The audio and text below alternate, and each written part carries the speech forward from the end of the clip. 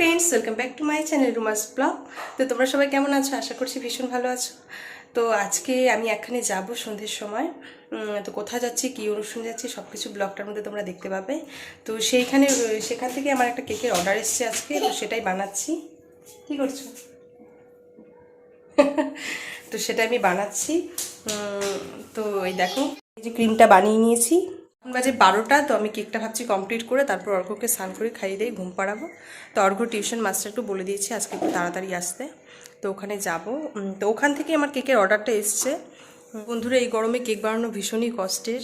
Cream খালি গলে যায়, তাও আমরা চেষ্টা করি সবসময় মানে পারফেক্টলি কেকের ডিজাইনটা করার। তো একটু কম বেশি হলে সবাই ম্যানেজ করে নিও, বুঝতেই পারছো।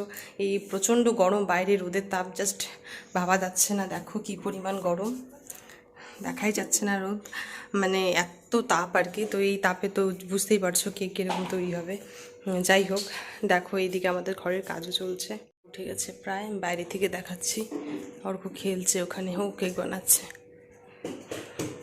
দেখো, মোটামুটি বেসটা করে নিয়েছি, এখন ডিজাইন করবো। এই যে চলো দেখতে থাকবো। ডেকোরেশন বাকি আছে, করছি। দেখো final decoration complete. Decoration complete, তোমরা দেখে নিলে। তো এটাই আমি সন্ধেবেলা নিয়ে যাব। তো কোথায় নিয়ে যাব সেটা তোমাদের সাথে শেয়ার করব। অর্ঘ্য কী করছে? কেক বানাচ্ছে ক্রিম দিয়ে। এই দেখো, এই দেখো অর্ঘ্য ক্রিম দিয়ে কেক বানাচ্ছে। এই দেখো সব নিয়ে এসেছে ফ্রিজের থেকে, বাটারস্কচ সব। এই দেখো কি সুন্দর কেক বানিয়েছে অর্ঘ্য। বানাতে নিলে অর্ঘ্য কী অবস্থা করে এটাই দেখো তোমরা। এই দেখো হয়েছে কি বানানো। স্নান করতে হবে তো, চলো 1টা বাজে, চলো।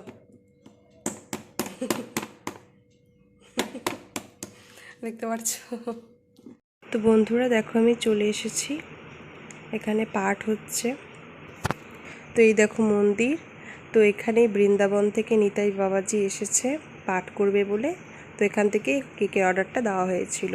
যেহেতু নিরামিষ কেক আমাদের প্রসাদভোজী বাড়ির, তাই এটা ভোগে লাগানো হবে।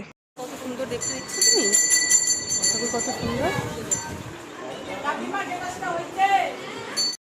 আজকে পাঠের শেষের দিন প্রায়, তো সেই জন্য আজকে রাস হবে। দেখো সবাই সেজেছে, আমি যদিও লাস্ট অবধি থাকতে পারিনি।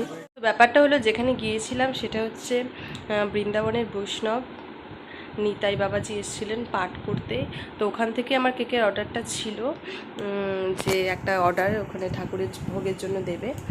তো কেকটা আমি ঠাকুরের ভোগের জন্য দিবের জন্য আমি কোনো রকম চার্জ নেইনি, কারণ আমাদের গুরুদেবেরই তো সেটা আমার নেওয়াটা একদমই উচিত হবে না। ঠাকুরের সেবায় যদি আমার হাতের কেকটা লাগে, সেটাই আমার কাছে অনেক কিছু। তো যাই হোক, তো ভিডিওটা আমার এখানেই এন্ড করলাম। তো ব্লগটা কেমন লেগেছে অবশ্যই কমেন্ট করে জানিও।